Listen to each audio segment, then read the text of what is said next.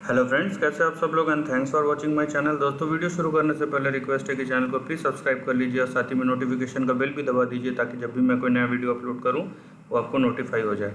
दोस्तों, वीडियो शुरू करते हैं और इस वीडियो में हम जिस स्टॉक के बारे में डिस्कस करेंगे वो है ओमैक्स लिमिटेड। रियल एस्टेट से जुड़ा हुआ कंपनी है।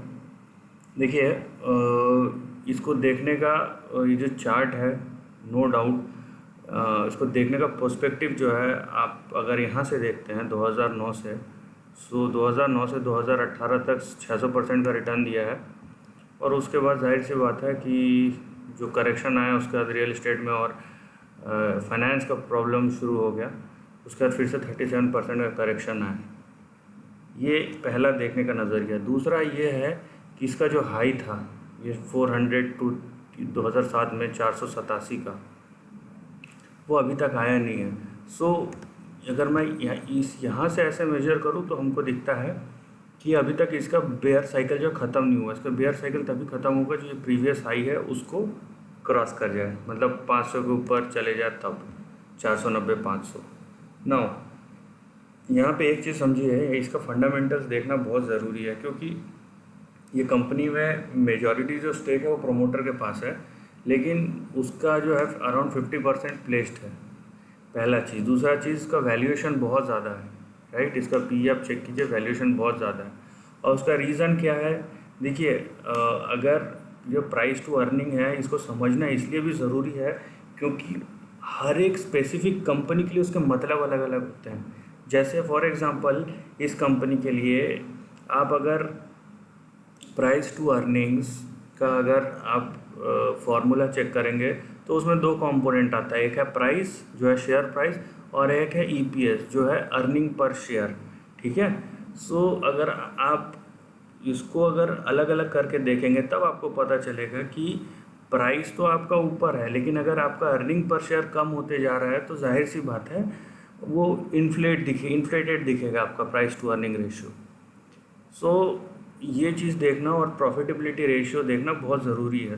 ये सब डेटा पॉइंट्स इसके वीक हैं और इनके साथ साथ डेट भी इस कंपनी में ज़्यादा है। ठीक है, 1 टाइम से ज़्यादा है इसके बुक पे डेट। ये सब कुछ चीज़ें हैं जो आपको सोचने पे मजबूर होना चाहिए, ये सब चीज़ें देख के, कि आगे जो है, आगे आने वाले टाइम में 1 क्वार्टर 2 क्वार्टर, कम से कम 1 साल तक, मतलब नेक्स्ट 4 क्वार्टर्स, कि इस सेक्टर में, पूरे सेक्टर में डिमांड कैसे रहने वाला है और उसमें कौन कौन सी कंपनी है जो उसका बैलेंस शीट स्ट्रॉन्ग है। क्योंकि अभी इस टाइम पे आप देखिए, जब रिजल्ट्स ख़राब आने शुरू होंगे, रिएक्शन और दिखेंगे शेयर प्राइस पे।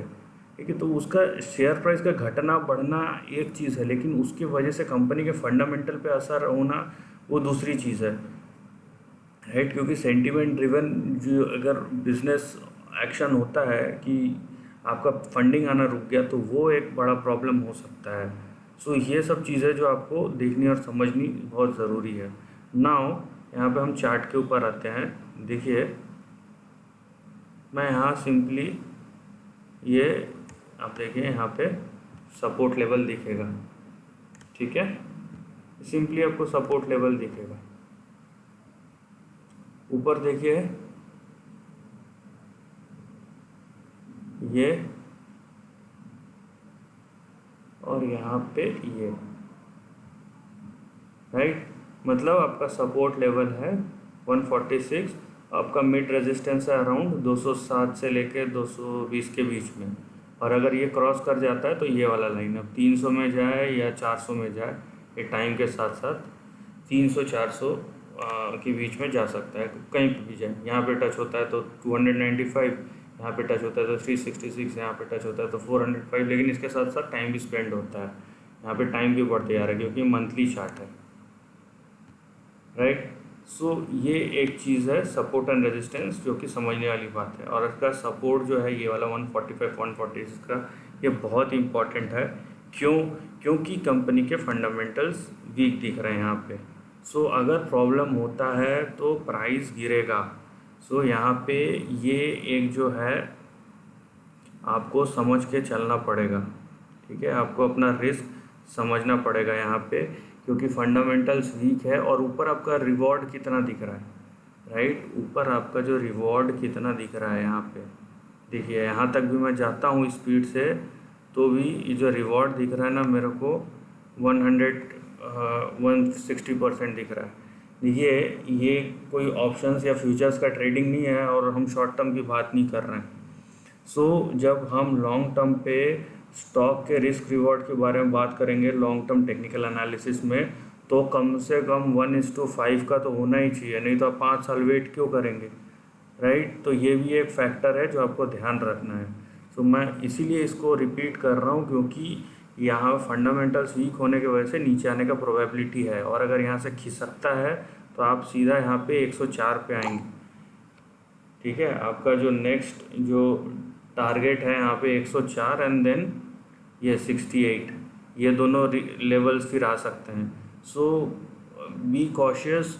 और ऊपर के साइड में आपको बता दिया ये 210 से 240 का और ऊपर है 400 तक का, लेकिन रिवॉर्ड आपको अगर अगले 3 साल में 100-150% का ही मिल रहा है, अनलेस कि बहुत कुछ चेंज हो जाता है कंपनी में। अगर रिवॉर्ड आपको 200-300 200% का 150% 200% का हो सकता है, लेकिन रिस्क भी आपका बढ़ा है वहाँ से, क्योंकि यहाँ से अगर देखिए यहाँ से यहाँ तक 27% का फॉल है। ठीक है, उसके बाद आपका अगर यहाँ तक आता है तो 50% का। लॉन्ग टर्म में यहाँ पे आप 50% का नीचे का डाउन साइड खुल सकता है 30 से 50% का, ऊपर का आपका रिवॉर्ड जो है वो 100-150% का। ठीक है, आप अगर ऐसे कंपेयर करेंगे 50 वर्सेस 150 तो हो सकता है कि वो थोड़ा ज़्यादा लगे, लेकिन आप थोड़ा कैलकुलेट करके देखिए कि आपको कितना रिस्क मैनेजमेंट करना पड़ेगा, राइट। यहाँ पे अगर ऊपर जाने का प्रोबेबिलिटी है लेकिन वो चार्ट में लिमिटेड दिख रहा है, नीचे आने का प्रोबेबिलिटी भी स्ट्रॉन्ग है। मैं इसीलिए ये 3-4 बार रिपीट कर दिया हूँ। यहाँ पे देखिए, यहाँ पे और एक चीज़ दिखेगा आपको, यहाँ पे क्या दिखेगा कि यहाँ पे और एक सपोर्ट लेवल है। अब ये सपोर्ट लेवल जो है रेजिस्टेंस लेवल्स की तरह काम करते हैं। ठीक है, ये यहाँ पे है 170। मतलब अगर इसके ऊपर नहीं जाता और फंस के रह जाता है, कम से कम 172-173 के ऊपर जाता तब तो ठीक है, लेकिन इसके नीचे फंस के रह जाता है तो फिर से नीचे आने के चांसेस है। तो ये लाइन के ऊपर भी जाना पड़ेगा स्टॉक को। यहाँ का रिस्क रिवॉर्ड जो है आप समझ लीजिए और उसी हिसाब से अपना जो प्लान ऑफ एक्शन है तैयार कीजिए इस पर्टिकुलर सिक्योरिटी में। This is the end of the video. अगर वीडियो पसंद आया तो लाइक और शेयर कीजिए, थॉट्स कमेंट सेक्शन में लिख के बताइए, और ऐसे ही नए कंटेंट के लिए चैनल को प्लीज़ सब्सक्राइब कीजिए। Lastly, take care of your family and friends.